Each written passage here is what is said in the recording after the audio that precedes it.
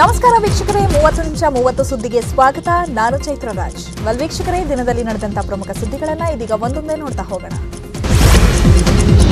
ರಾಜ್ಯದ ಜನರಿಗೆ CM Basavaraj Bommai big relief ನೀಡಿದ್ದಾರೆ. ಇಷ್ಟು ದಿನ ಇದ್ದ ಟಫ್ ರೂಲ್ಸ್ನಲ್ಲಿ ಸಾಕಷ್ಟು ಸಡಿಲಿಕೆ ಮಾಡಿದ್ದಾರೆ. ಜನವರಿ 31ರಿಂದಲೇ ರಾಜ್ಯದಲ್ಲಿ ನೈಟ್ ಕರ್ಫ್ಯೂ ಕೊನೆಯಾಗ್ತಾ ಇದೆ. ನೈಟ್ ಕರ್ಫ್ಯೂ ರದ್ದು ಮಾಡಿ ಸರ್ಕಾರ ಆದೇಶ ಹೊರಡಿಸಿದೆ.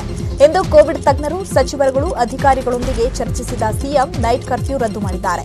ಇದರ ಜೊತೆಗೆ ಬಾರ್, ರೆಸ್ಟೋರೆಂಟ್, ಪಬ್, ಹೋಟೆಲ್ಸ್ಗೆ ಬಿಗ್ ರಿಲೀಫ್ ನೀಡಿದ್ದಾರೆ. ಇವುಗಳಲ್ಲಿ ಶೇಕಡಾ 100ರಷ್ಟು ಸೀಟಿಂಗ್ಗೆ ಅವಕಾಶ ಕಲ್ಪಿಸಿಕೊಟ್ಟಿದ್ದಾರೆ. ಆದರೆ ಥಿಯೇಟರ್ ಮತ್ತು ಮಲ್ಟಿಪ್ಲೆಕ್ಸ್ಗಳಲ್ಲಿ 50-50 ರೂಲ್ಸ್ ಮುಂದುವರಿಕೆ ಆಗಲಿದೆ. ಅಲ್ಲದೆ ದೇವಸ್ಥಾನಗಳಲ್ಲಿ ಧಾರ್ಮಿಕ ಕಾರ್ಯಕ್ರಮದಲ್ಲೂ 50-50 ರೂಲ್ಸ್ ಮುಂದುವರೆದಿದೆ. ದೇವಸ್ಥಾನದಲ್ಲಿ ಒಂದು ಬಾರಿಗೆ 50 ಭಕ್ತರಿಗಷ್ಟೇ ಅವಕಾಶ ಕಲ್ಪಿಸಲಾಗಿದೆ. ಇದರ ಜೊತೆ ಧಾರ್ಮಿಕ ಸಭೆ, ಸಮಾರಂಭ, ಪ್ರತಿಭಟನೆಗೆ ನಿರ್ಬಂಧ ಮುಂದುವರೆದಿದೆ. ಸ್ವಿಮ್ಮಿಂಗ್ ಪೂಲ್, ಜಿಮ್, ಕ್ರೀಡಾ ಚಟುವಟಿಕೆ, ಸ್ಟೇಡಿಯಂನಲ್ಲೂ 50% ಮುಂದುವರೆದಿದೆ. ಗಡಿಗಳಲ್ಲಿ RT-PCR ಟೆಸ್ಟ್ ಕಡ್ಡಾಯಗೊಳಿಸಲಾಗಿದೆ. 31 ಇಂದ ನೋ ನೈಟ್ ಕರ್ಫ್ಯೂ.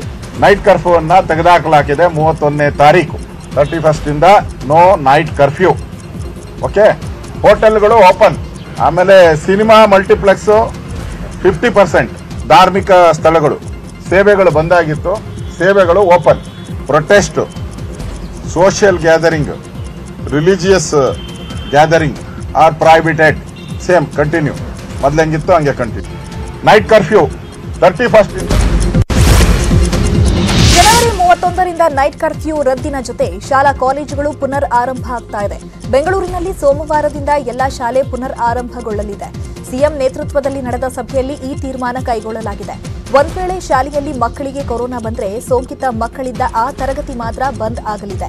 ಉಳಿದ ಕ್ಲಾಸ್ಗಳು ಮುಂದುವರಿಯಲಿದೆ. ಶಾಲೆಗಳಲ್ಲಿ ಕೇಸ್ ಹೆಚ್ಚಾದ್ರೆ ಏನು ಮಾಡಬೇಕೆಂಬುವುದು ಆಯಾ ಜಿಲ್ಲಾಧಿಕಾರಿಗಳೇ ತೀರ್ಮಾನ ತೆಗೆದುಕೊಳ್ಳಲಿದ್ದಾರೆ. ಬೆಂಗಳೂರಿನಲ್ಲಿ 1ರಿಂದ 9ನೇ ತರಗತಿಯ ಕೋವಿಡ್ನ 3ನೇ ಅಲೆ ಕಾರಣಕ್ಕೋಸ್ಕರ ಕ್ಲೋಸ್ ಮಾಡಿತ್ತು. ಸೋಮವಾರದಿಂದ ಎಲ್ಲ ತರಗತಿಗಳು ಪ್ರಾರಂಭ ಆಗ್ತಾ ಇದೆ. ಯಾವ ಥರ SOPಯನ್ನು ಕೊಟ್ಟಿದೆ ಅದೇ ಥರದ SOP ಬೆಂಗಳೂರಿನಲ್ಲೂ ಇರುತ್ತೆ. ಎಲ್ಲರೂ ಮಕ್ಕಳಲ್ಲಿ ಯಾವ್ದಾರೋ ಕ್ಲಾಸ್ನಲ್ಲಿ ಪಾಸಿಟಿವಿಟಿ ಬಂದರೆ ಆ ಕ್ಲಾಸ್ ಮಾತ್ರ ಮುಚ್ಚತ್ತೆ. ಶಾಲೆ ರೆಗ್ಯುಲರ್ ಆಗಿ ನಡೀತಿರುತ್ತೆ. ಬೆಂಗಳೂರಿನಲ್ಲಿ 1ರಿಂದ ಬಾರ್, ರೆಸ್ಟೋರೆಂಟ್, ಹೋಟೆಲ್ಗಳ ಶೇಕಡಾ 100ರಷ್ಟು ಪ್ರಾರಂಭಕ್ಕೆ ಅನುಮತಿ ನೀಡಿರುವುದರಿಂದ ಬಾರ್, ರೆಸ್ಟೋರೆಂಟ್ ಮಾಲೀಕರು ಫುಲ್ ಖುಷ್ ಆಗಿದ್ದಾರೆ. ಹೋಟೆಲ್ ಮಾಲೀಕರು ಸರ್ಕಾರಕ್ಕೆ ಅಭಿನಂದನೆ ಸಲ್ಲಿಸಿದ್ದಾರೆ. 1 ತಿಂಗಳಿನಿಂದ ಹೋಟೆಲ್ ಉದ್ಯಮ ಸೇರಿದಂತೆ ನಮ್ಮಂಥ ಕ್ಷೇತ್ರಗಳ ಮೇಲೆ ನಿರ್ಬಂಧ ಹೇರಲಾಗಿತ್ತು. ಇದೀಗ ನಮ್ಮ ಮನವಿಯನ್ನ ಸರ್ಕಾರ ಪುರಸ್ಕರಿಸಿದೆ. ಕಳೆದ 2 ವರ್ಷಗಳಿಂದ ಆದ ನಷ್ಟವನ್ನಾದರೂ ಸರಿದೂಗಿಸಬೇಕಿದೆ ಅಂತ ಹೋಟೆಲ್ ಉದ್ಯಮಿಗಳು ಹೇಳಿದ್ರು. ಮುಂದೆ ಮತ್ತೆ ಕೊರೋನಾ ಅಂತ ಕಾರಣ ಕೊಟ್ಟು ಮತ್ತೆ ರೂಲ್ಸ್ ಹಾಕಬೇಡಿ. ನೈಟ್ ಕರ್ಫ್ಯೂ, 50-50 ರೂಲ್ಸ್ ಬಿಟ್ಟು ಉಳಿದೆಲ್ಲ ನಿರ್ಬಂಧಕ್ಕೆ ನಾವು ಬದ್ಧ. ನಾವು ಕೊರೋನಾ ನಿಯಮ ಪಾಲಿಸ್ತೀವಿ ಅಂತ ಹೇಳಿದ್ದಾರೆ. ನಮ್ಮ ಮನವಿಯಂತೆ ಸರ್ಕಾರ 50% ಸೀಟಿಂಗ್ ಕೆಪಾಸಿಟಿಯಲ್ಲಿ ಹಾಗೂ ನೈಟ್ ಕರ್ಫ್ಯೂ ಸಂಪೂರ್ಣ ವಿನಾಯಿತಿ ಕೊಟ್ಟಿರುವುದು ಸಂತೋಷದ ವಿಷಯ. ಈ ಒಳ್ಳೆಯ ನಿರ್ಧಾರಕ್ಕೆ ಸರ್ಕಾರಕ್ಕೂ ಮತ್ತು ಮಾನ್ಯ ಮುಖ್ಯಮಂತ್ರಿಯವರಿಗೆ ಧನ್ಯವಾದಗಳು. ನಮ್ಮ ಮನವಿಯಂತೆ ಸರ್ಕಾರ ಮದುವೆ ಸಮಾರಂಭಗಳಿಗೆ ಈ ಮೊದಲು 200 ಇದ್ದ ಜನರ ಮಿತಿಯನ್ನ ಸರ್ಕಾರ ಇದೀಗ 300ಕ್ಕೆ ಏರಿಸಿದೆ. ಅಲ್ಲದೆ ಕಲ್ಯಾಣ ಮಂಟಪಗಳಲ್ಲೂ 50-50 ಮಿತಿ ಇರೋದಕ್ಕೆ ಕಲ್ಯಾಣ ಮಂಟಪ ಮಾಲೀಕರು ಅಸಮಾಧಾನ ಹೊರಹಾಕಿದ್ದಾರೆ. ಬಾರ್, ಹೋಟೆಲ್, ರೆಸ್ಟೋರೆಂಟ್ಗಳಿಗೆ 100% ಅವಕಾಶ ಕೊಟ್ಟಿದ್ದಾರೆ. ಆದರೆ ಕಲ್ಯಾಣ ಮಂಟಪ ಮಾಲೀಕರಿಗೆ ಮತ್ತೆ ಅನ್ಯಾಯವಾಗಿದೆ. ಕೇವಲ 100 ಜನರನ್ನ ಹೆಚ್ಚು ಮಾಡಿದ್ರೆ ಕಲ್ಯಾಣ ಮಂಟಪ ನಡೆಸಲು ಆಗಲ್ಲ. ನಾವು ಸಿಎಂರನ್ನ ಭೇಟಿ ಮಾಡಿ ಮತ್ತೆ ಒತ್ತಾಯ ಮಾಡ್ತೀವಿ ಅಂತ ಕಲ್ಯಾಣ ಮಂಟಪಗಳ ಮಾಲೀಕರು ಅಸಮಾಧಾನ ಹೊರಹಾಕಿದ್ದಾರೆ. ಸರ್ಕಾರದ ಈ ನಿರ್ಧಾರ ಸರಿಯಲ್ಲ. ಹೋಟೆಲ್ ಅವರಿಗೆ ರೂಲ್ಸ್, ನಮಗೊಂದು ರೂಲ್ಸ್ ಯಾಕೆ ಅಂತ ಪ್ರಶ್ನೆ ಮಾಡಿದ್ದಾರೆ. ಮದುವೆ ಅಟೆಂಡೀಸ್ 100 ಜನದಿಂದ 200 ಜನ, 200 ಜನದಿಂದ 300 ಜನ ಅಂತೇಳಿ 100 ಜನ ಜಾಸ್ತಿ ಮಾಡಿದ್ದಾರೆ ಅಷ್ಟೇ. ಬಟ್ ನಮ್ಮ ಎಕ್ಸ್ಪೆಕ್ಟೇಷನ್ ಮಿನಿಮಮ್ 50% ಇತ್ತು. ಯಾಕಂತ ಹೇಳಿದ್ರೆ ಇದು peak wedding season, February, March. ನಾವು ಸರ್ಕಾರಕ್ಕಾಗಲಿ ಇವ್ರಿಗೆಲ್ಲ ಮನವಿ ಕೊಟ್ಟಿರೋ ಪ್ರಕಾರ 50% ಕೊಡಲೇಬೇಕಂತ ಡಿಮ್ಯಾಂಡ್ ಮಾಡಿದ್ವಿ. ಸರ್ಕಾರಕ್ಕೆ SOP ಪ್ರೋಟೋಕಾಲ್ ಯಾವ ಥರ ಮಾಡ್ತೀವಿ ನಾವು, ಸೋಷಿಯಲ್ ಡಿಸ್ಟೆನ್ಸಿಂಗ್ ಮಾಡಿಕೊಂಡು ಸ್ಯಾನಿಟೈಸರ್ ಇಟ್ಟು ಮಾಸ್ಕ್ ಇಂಪ್ಲಿಮೆಂಟೇಷನ್ ಮಾಡಿ ಇವೆಲ್ಲ ಮಾಡ್ತೀವಿ ಅಂತೇಳಿ. ಥಿಯೇಟರ್ಗಳಲ್ಲಿ ಇನ್ನೂ 50-50 ರೂಲ್ಸ್ ಮುಂದುವರಿಯಲಿರೋದಕ್ಕೆ ಥಿಯೇಟರ್ ಮಾಲೀಕರು, ಚಲನಚಿತ್ರ ವಾಣಿಜ್ಯ ಮಂಡಳಿ ಅಸಮಾಧಾನ ಹೊರಹಾಕಿದೆ. ಫಿಲಂ ಚೇಂಬರ್ ಸದಸ್ಯರು ಇಂದು ಸಿಎಂ ಬೊಮ್ಮಾಯಿ ನಿವಾಸಕ್ಕೆ ಆಗಮಿಸಿ ಪೂರ್ಣಾವಕಾಶ ನೀಡುವಂತೆ ಮನವಿ ಮಾಡಿದರು. ಚಲನಚಿತ್ರ ವಾಣಿಜ್ಯ ಮಂಡಳಿ ಅಧ್ಯಕ್ಷ ಜಯರಾಜ್, ಉಪಾಧ್ಯಕ್ಷ ಉಮೇಶ್ ಬಣಕಾರ್, ಕಾರ್ಯದರ್ಶಿ ಎನ್ಎಂ ಸುರೇಶ್ ಸೇರಿದಂತೆ ವಾಣಿಜ್ಯ ಮಂಡಳಿ ಸದಸ್ಯರ ನಿಯೋಗ ಸಿಎಂ ಭೇಟಿಯಾಗಿ 100% ಸೀಟಿಂಗ್ಗೆ ಅವಕಾಶ ಮಾಡಿಕೊಡುವಂತೆ ಒತ್ತಾಯಿಸಿದೆ. ಸಿಎಂ ಸೋಮವಾರ ಬಂದು ಸಮಗ್ರ ವಿವರಣೆ ಕೊಡುವಂತೆ ಹೇಳಿದ್ದು, ಫಿಲಂ ಚೇಂಬರ್ ತಂಡ ಮತ್ತೊಮ್ಮೆ ಸೋಮವಾರ ಸಿಎಂ ಭೇಟಿಯಾಗಲು ನಿರ್ಧರಿಸಿದೆ. ಬೆಂಗಳೂರಲ್ಲಿ ಸೆಲೆಬ್ರಿಟಿಗಳು, ಉದ್ಯಮಿಗಳನ್ನೇ ಟಾರ್ಗೆಟ್ ಮಾಡಿ ಡ್ರಗ್ಸ್ ಸಪ್ಲೈ ಮಾಡುತ್ತಿದ್ದ ಗ್ಯಾಂಗ್ ಪೊಲೀಸರ ಬಲೆಗೆ ಬಿದ್ದಿದೆ. ದೇಶದಲ್ಲಿ ಇದೇ ಮೊದಲ ಬಾರಿ ಬ್ಲ್ಯಾಕ್ ಎಂಡಿಎಂಎ ಡ್ರಗ್ಸ್ ಪತ್ತೆಯಾಗಿದೆ. ಡ್ರಗ್ಸ್ಗಳಲ್ಲೇ ಅತಿ ದುಬಾರಿ ಹಾಗೂ ಟಾಪ್ 1 ಡ್ರಗ್ಸ್ ಆದ ಬ್ಲ್ಯಾಕ್ ಎಂಡಿಎಂಎ ಬೆಂಗಳೂರಲ್ಲಿ ಪತ್ತೆಯಾಗಿದೆ. ಗೋವಿಂದಪುರ ಪೊಲೀಸರು ಸುಮಾರು 3 ಕೋಟಿ ಮೌಲ್ಯದ 1.5 KG crystal, 120 gram black MDMA ಸೇರಿದಂತೆ ಇತರೆ ವಸ್ತುಗಳನ್ನು ಜಪ್ತಿ ಮಾಡಿದ್ದಾರೆ. ನೈಜೀರಿಯಾ ಮೂಲದ 2 ಆರೋಪಿಗಳನ್ನು ಬಂಧಿಸಲಾಗಿದೆ. ಆರೋಪಿಗಳು ಮನೆಯಲ್ಲೇ ಡ್ರಗ್ಸ್ ತರಿಸಿ ವಾಟ್ಸ್ಆಪ್ ಮೂಲಕ ಬುಕ್ ಮಾಡಿಕೊಂಡು ಡ್ರಗ್ಸ್ ಸಪ್ಲೈ ಮಾಡ್ತಾ ಇದ್ರು. ಹೈಫೈ ಡ್ರಗ್ಸ್ ಅನ್ನ ಪರಿಚಿತವಾದ ಸೆಲೆಬ್ರಿಟಿಗಳಿಗೆ ಮಾತ್ರ ಸಪ್ಲೈ ಮಾಡ್ತಾ ಇದ್ರು. ಬೆಂಗಳೂರಿನ ಪರಪ್ಪನ ಅಗ್ರಹಾರ ಜೈಲಿನಲ್ಲಿ ಅಕ್ರಮ ಚಟುವಟಿಕೆ ಹಿನ್ನೆಲೆ 2 ನ್ಯಾಯಾಧೀಶರು ಜೈಲಿಗೆ ಭೇಟಿ ಕೊಟ್ಟು ಪರಿಶೀಲನೆ ನಡೆಸಿದ್ದಾರೆ. ನ್ಯಾಯಾಧೀಶರಾದ ಬಿ ವೀರಪ್ಪ, ದಿನೇಶ್ ಕುಮಾರ್ ಜೈಲಿನಲ್ಲಿ ಅಧಿಕಾರಿಗಳಿಂದ ಸಂಪೂರ್ಣ ವರದಿಯನ್ನು ಪಡೆದಿದ್ದಾರೆ. ಅಲ್ಲದೆ ಪುರುಷ ಮತ್ತು ಮಹಿಳಾ ಕೈದಿಗಳ ಬ್ಯಾರಕ್ಗೆ ಭೇಟಿ ನೀಡಿ ಪರಿಶೀಲನೆ ನಡೆಸಿದ್ದು, ಅಡುಗೆ ಮನೆ ಸಹ ಭೇಟಿ ನೀಡಿ ಆಹಾರ ರುಚಿ ಪರಿಶೀಲನೆ ನಡೆಸಿದರು. ಈ ವೇಳೆ ಜೈಲಿನ ಧೋರಣೆ ಬಗ್ಗೆ ಕೆಲ ಕೈದಿಗಳು ದೂರು ನೀಡಿದ್ದಾರೆ. ಮೈಕ್ ಮೂಲಕ ಜೈಲು ಬಂಧಿಗಳ ಹಕ್ಕಿನ ಬಗ್ಗೆ ಅರಿವು ಮೂಡಿಸಲಾಗಿದೆ. ಮತ್ತೆ ಹಲವು ಬಾರಿ ಇದೇ ರೀತಿ ಜೈಲಿಗೆ ಅನಿರೀಕ್ಷಿತ ಭೇಟಿ ನೀಡೋದಾಗಿ ನ್ಯಾಯಾಧೀಶರು ತಿಳಿಸಿದ್ದಾರೆ. ಬೆಂಗಳೂರಲ್ಲಿ ಮಕ್ಕಳ ಆಟಿಕೆ ನೋಟು ತೋರಿಸಿ ಯಾಮಾರಿಸ್ತಾ ಇದ್ದಂತಹ ಗ್ಯಾಂಗ್ ಒಂದನ್ನ ಪೊಲೀಸರು ಬಂಧಿಸಿದ್ದಾರೆ. ಮಕ್ಕಳ ಆಟಿಕೆ ನೋಟು ತೋರಿಸಿ ಹಣ ಡಬಲ್ ಮಾಡುವುದಾಗಿ ಈ ಗ್ಯಾಂಗ್ ವಂಚಿಸ್ತಾ ಇತ್ತು. ಕಳೆದ ವರ್ಷ ಜಕ್ಕೂರಿನಿಂದ ತಿರುಪತಿ ಮೂಲದ ಸಂಗೀತ ಹಾಗೂ ಆಕೆಯ ಕಾರು ಚಾಲಕ ಕೃಷ್ಣನನ್ನ ಕಿಡ್ನಾಪ್ ಕೂಡ ಮಾಡಿದ್ರು. ಜಕ್ಕೂರಿನಲ್ಲಿ ಪ್ರಾಪರ್ಟಿ ತೋರಿಸ್ತೀನಿ ಅಂತ ಕಾರು ಹತ್ತಿಸಿಕೊಂಡು 10 ಲಕ್ಷ ಕಿತ್ಕೊಂಡು ಪರಾರಿಯಾಗಿದ್ರು. ಈ ಬಗ್ಗೆ ದೂರು ದಾಖಲಿಸಿಕೊಂಡಿದ್ದ ಅಮೃತಹಳ್ಳಿ ಪೊಲೀಸರು ಈಗ 4 ಬಂಧಿಸಿದ್ದಾರೆ. ಬಂಧಿತರಿಂದ 5.85 ಲಕ್ಷ ರೂಪಾಯಿ ನಗದು, 80 ಗ್ರಾಂ ಚಿನ್ನಾಭರಣ, 20 ಕೋಟಿ ಚಿಲ್ಡ್ರನ್ ನೋಟ್ಗಳು, 10 ಬಂಗಾರದ ನಕಲಿ ಗೋಲ್ಡ್ ಬಿಸ್ಕೆಟ್ ಹಾಗೂ ಕೃತ್ಯಕ್ಕೆ ಬಳಸಿದ್ದ 2 ಕಾರನ್ನ ವಶಕ್ಕೆ ಪಡೆಯಲಾಗಿದೆ. ಸಿಎಂ ಬಸವರಾಜ ಬೊಮ್ಮಾಯಿಯು ಸೋಮವಾರದ ಬಳಿಕ ದೆಹಲಿಗೆ ತೆರಳುತ್ತಾ ಇದ್ದಾರೆ. ದೆಹಲಿಯಲ್ಲಿ ಹೈಕಮಾಂಡ್ ಭೇಟಿಯಾಗಿ ಸಂಪುಟ ವಿಸ್ತರಣೆ ಅಥವಾ ಪುನಾರಚನೆ ಬಗ್ಗೆ ಚರ್ಚಿಸೋ ಸಾಧ್ಯತೆ ಇದೆ. ಹೈಕಮಾಂಡ್ ಹೇಳಿದ್ರೆ ದೆಹಲಿಗೆ ಹೋಗ್ತೀನಿ ಎಂದಿದ್ದ ಸಿಎಂ ಸರ್ಕಾರಕ್ಕೆ 6 ತಿಂಗಳು ಪೂರೈಸಿದ ಬೆನ್ನಲ್ಲೇ ದೆಹಲಿ ಪ್ರವಾಸ ಕೈಗೊಂಡಿದ್ದಾರೆ. ಈ ವೇಳೆ ಲೋಕಸಭಾ ಅಧಿವೇಶನಕ್ಕೂ ಮುನ್ನ ಲೋಕಸಭಾ ಸದಸ್ಯರ ಜೊತೆ ಭೋಜನ ಕೂಟದಲ್ಲಿ ಭಾಗಿಯಾಗಲಿದ್ದಾರೆ.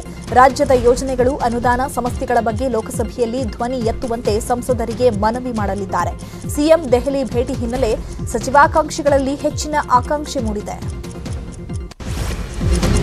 ಸರ್ಕಾರದ 6 ತಿಂಗಳ ಸಾಧನಾ ಸಮಾವೇಶಕ್ಕೆ ಮಾಜಿ ಸಿಎಂ ಸಿದ್ದರಾಮಯ್ಯ ಕಿಡಿಕಾರಿದ್ದಾರೆ. ಇಂದು ಸುದ್ದಿಗೋಷ್ಠಿ ನಡೆಸಿದ ಸಿದ್ದರಾಮಯ್ಯ ಕೊರೋನಾ ತಡೆ ವಿಫಲ, ಸರ್ಕಾರದ ಖಜಾನೆ ಖಾಲಿಯಾಗಿರೋದು ಸೇರಿದಂತೆ ಎಲ್ಲ ವೈಫಲ್ಯಗಳನ್ನು ತೆರೆದಿಟ್ಟು ತರಾಟೆಗೆ ತೆಗೆದುಕೊಂಡರು.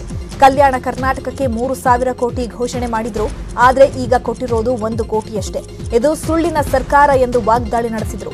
ಇನ್ನು ಸರಿಯಾಗಿ ಕೋವಿಡ್ ನಿರ್ವಹಣೆ ಮಾಡಿಲ್ಲ. ಕೊರೋನಾದಿಂದ ಸತ್ತವರ ಬಗ್ಗೆ ತಪ್ಪು ಲೆಕ್ಕ ಕೊಟ್ಟಿದ್ದಾರೆ. ಮೃತರ ಕುಟುಂಬಕ್ಕೆ 5 ಲಕ್ಷ ಪರಿಹಾರ ಕೊಟ್ಟಿಲ್ಲ ಅಂತಲೂ ಕಿಡಿಕಾರಿದ್ರು. ಸತ್ತವರ ಅಂತ್ಯ ಸಂಸ್ಕಾರವನ್ನು ಸರಿಯಾಗಿ ಮಾಡದೆ ನದಿಗಳಿಗೆ ಎಲ್ಲಂದ್ರಲ್ಲಿ ಎಸೆದಿದ್ರು. ಈಗ ಸರ್ಕಾರದ ಸಾಧನೆ ಬಗ್ಗೆ ಹೇಳೋದು ಏನಿಲ್ಲ ಅಂತ ಗರಂ ಆದ್ರು. ಸರ್ವವ್ಯಾಪಿ, ಸರ್ವ ಸ್ಪರ್ಶಿ ಅಂತ ಹೊಸ ಪದ ಹುಡುಕಿದ್ದಾರೆ. ಹೊಸ ಪದ ಬಿಟ್ರೆ ಬೇರೇನು ಮಾಡಿಲ್ಲ ಅಂತ ಸರ್ಕಾರದ ವಿರುದ್ಧ ಸಿದ್ದರಾಮಯ್ಯ ವಾಗ್ದಾಳಿ ನಡೆಸಿದ್ದಾರೆ. ಪರಿಷತ್ ಪ್ರತಿಪಕ್ಷ ಸ್ಥಾನ ಕೈತಪ್ಪಿದ ಹಿನ್ನೆಲೆಯಲ್ಲಿ ಸಿಎಂ ಇಬ್ರಾಹಿಂ ಅವರು ಕಾಂಗ್ರೆಸ್ಗೆ ಗುಡ್ ಬೈ ಹೇಳಿದ್ದಾರೆ. ಅಲ್ಲದೆ ಜೆಡಿಎಸ್ನ ಕುಮಾರಸ್ವಾಮಿ ಹಾಗೂ ದೇವೇಗೌಡರ ಜೊತೆ ಸಂಪರ್ಕದಲ್ಲಿದ್ದಾರೆ. ಅಲ್ಲದೆ ಕಾಂಗ್ರೆಸ್ ವಿರೋಧಿ ಬಣದೊಂದಿಗೂ ಇಬ್ರಾಹಿಂ ಗುರುತಿಸಿಕೊಂಡಿದ್ದಾರೆ. ಕಪಿಲ್ ಸಿಬಲ್, ಗುಲಾಂ ನಬಿ ಆಜಾದ್ ಜೊತೆಗೂ ಮಾತುಕತೆ ನಡೆಸಿದ್ದಾರೆ ಎನ್ನಲಾಗುತ್ತಿದೆ. ರಾಜ್ಯದಲ್ಲಿ ತೃಣಮೂಲ ಕಾಂಗ್ರೆಸ್ ಕಟ್ಟಲು ಇಬ್ರಾಹಿಂ ಮುಂದಾಗಿದ್ದಾರೆ ಅನ್ನುವ ಮಾತುಗಳು ಕೇಳಿಬರ್ತಿವೆ. ಟಿಎಂಸಿ ನಾಯಕರ ಜೊತೆ ಇಬ್ರಾಹಿಂ ಸಂಪರ್ಕದಲ್ಲಿದ್ದು 2024ರ ಲೋಕಸಭಾ ಚುನಾವಣೆ ಮೇಲೆ ಕಣ್ಣಿಡಲಾಗಿದೆ ಎನ್ನಲಾಗುತ್ತಿದೆ. ಈ ನಡುವೆ ಇಬ್ರಾಹಿಂ ಬಗ್ಗೆ ತಲೆ ಕೆಡಿಸಿಕೊಳ್ಳಬೇಡಿ ಅಂತ ರಾಜ್ಯ ಕಾಂಗ್ರೆಸ್ ನಾಯಕರಿಗೆ ಹೈಕಮಾಂಡ್ ಸೂಚನೆ ನೀಡಿದೆಯಂತೆ. ಬ್ಲಾಕ್ ಮೇಲ್ ರಾಜಕಾರಣಕ್ಕೆ ತಲೆ ಕೆಡಿಸಿಕೊಳ್ಳಬೇಡಿ, ಸಿಎಂ ಇಬ್ರಾಹಿಂ ಪಕ್ಷಕ್ಕೆ ವೋಟು ತರುವಂತಹ ನಾಯಕ ಅಲ್ಲ, ಅಲ್ಪಸಂಖ್ಯಾತ ನಾಯಕರಿಂದಲೇ ತಿರುಗೇಟು ಕೊಡಿಸಿ ಅಂತ ಹೈಕಮಾಂಡ್ ಸಲಹೆ ನೀಡಿದೆ ಎನ್ನಲಾಗಿದೆ. ಕಾಂಗ್ರೆಸ್ ಪಕ್ಷವನ್ನ ನಾನು ಬಿಡ್ತಿಲ್ಲ, ಬದಲಿಗೆ ಕಾಂಗ್ರೆಸ್ ಪಕ್ಷವೇ ನನ್ನನ್ನ ಬಿಡ್ತಾ ಇದೆ ಎಂದು ಪರಿಷತ್ ಸದಸ್ಯ ಸಿಎಂ ಇಬ್ರಾಹಿಂ ಹೇಳಿದ್ದಾರೆ.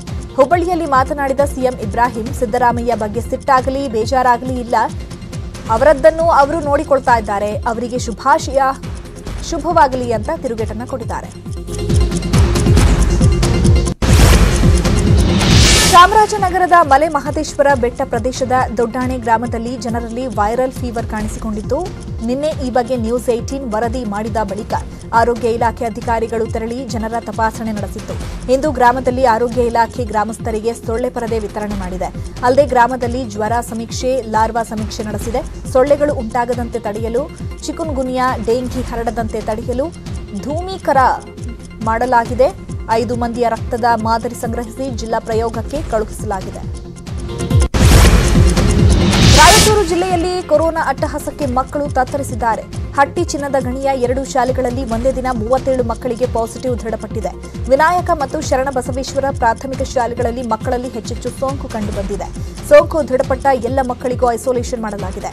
ಇನ್ನು ಈ 2 ಶಾಲೆಗೆ 3 ದಿನಗಳ ಕಾಲ ರಜೆ ಘೋಷಣೆ ಮಾಡಲಾಗಿದೆ. ಕೊರೋನಾ ಕಡಿವಾಣಕ್ಕೆ ಹಾಕಲಾಗಿದ್ದ ವೀಕೆಂಡ್ ಕರ್ಫ್ಯೂವನ್ನು ಕಳೆದ ವಾರವೇ ರಾಜ್ಯ ಸರ್ಕಾರ ವಾಪಸ್ ಪಡೆದಿದೆ. ಆದರೆ ನಂದಿ ಗಿರಿಧಾಮದಲ್ಲಿ ಮಾತ್ರ ವೀಕೆಂಡ್ ಕರ್ಫ್ಯೂ ಮುಂದುವರೆದಿದೆ. ಇದರಿಂದ ಪ್ರವಾಸಿಗರು ಹಾಗೂ ನಂದಿ ಬೆಟ್ಟದ ಹೋಟೆಲ್ ಅಂಗಡಿ ಮಾಲೀಕರು ಸಂಕಷ್ಟಕ್ಕೀಡಾಗಿದ್ದಾರೆ. ಕಳೆದ 2 ವರ್ಷಗಳಿಂದ ಗಿರಿಧಾಮದ ಬಾಗಿಲು ತೆರೆದಿದ್ದಕ್ಕಿಂತ ಮುಚ್ಚಿದ್ದೇ ಹೆಚ್ಚು. ಕೊರೋನಾ ಮೊದಲನೇ ಅಲೆ, 2ನೇ ಅಲೆ, ಈಗ 3ನೇ ಅಲೆ. ಮಧ್ಯದಲ್ಲಿ ನಂದಿ ಬೆಟ್ಟದ ಬಳಿ ಭೂಕುಸಿತದಿಂದ ಮತ್ತಷ್ಟು ದಿನ ನಂದಿ ಬೆಟ್ಟ ಕಂಪ್ಲೀಟ್ ಆಗಿ ಬಂದಾಗಿತ್ತು. ಹೀಗಾಗಿ ಸರಿಸುಮಾರು ಕಳೆದ 2 ವರ್ಷಗಳಿಂದಲೂ ನಂದಿ ಬೆಟ್ಟದ ಅಂಗಡಿಯವರು ಸಂಕಷ್ಟಕ್ಕೀಡಾಗಿದ್ದಾರೆ. ನಂದಿ ಬೆಟ್ಟಕ್ಕೆ ಬರೋ ಪ್ರವಾಸಿಗರಿಗೆ ಶನಿವಾರ, ಭಾನುವಾರ ನಂದಿ ಬೆಟ್ಟದ ಕ್ರಾಸ್ನಲ್ಲೇ ಪೊಲೀಸರು ತಡೆ ಒಡ್ತಾ ಇದ್ದಾರೆ. ವೀಕೆಂಡ್ ಕರ್ಫ್ಯೂ ರದ್ದು ಮಾಡಿ ಅಂತ ಹೋಟೆಲ್ನವರು ಮನವಿ ಮಾಡಿದ್ದಾರೆ.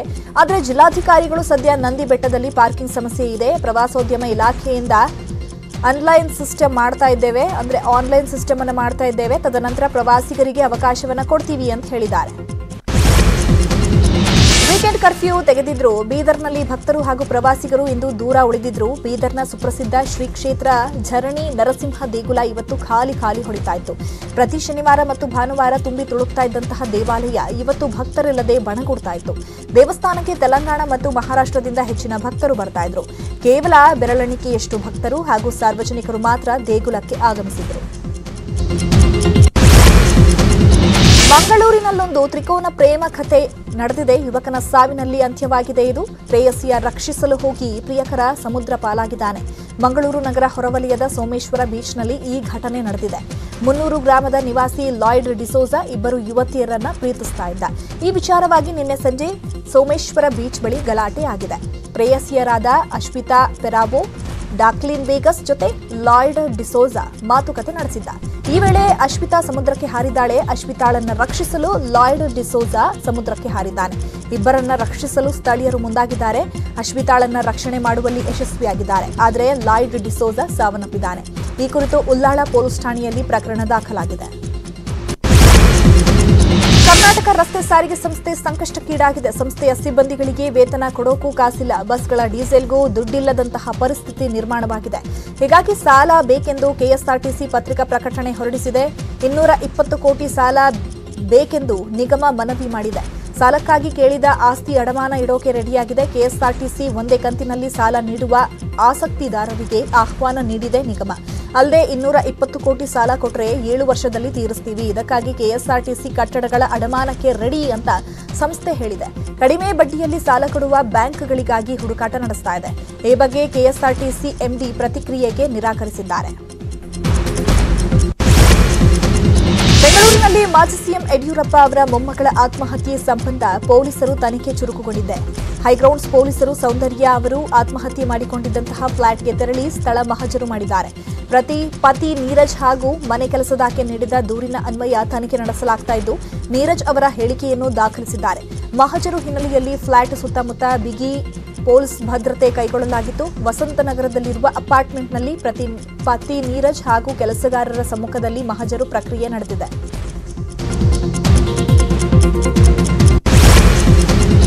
ತುಮಕೂರಿನ ವಾಹನ ಶೋರೂಮ್ ಒಂದರಲ್ಲಿ ಇಡೀ ರಾಜ್ಯವೇ ತಿರುಗಿ ನೋಡುವಂತಹ ಘಟನೆಯೊಂದು ನಡೆದಿತ್ತು.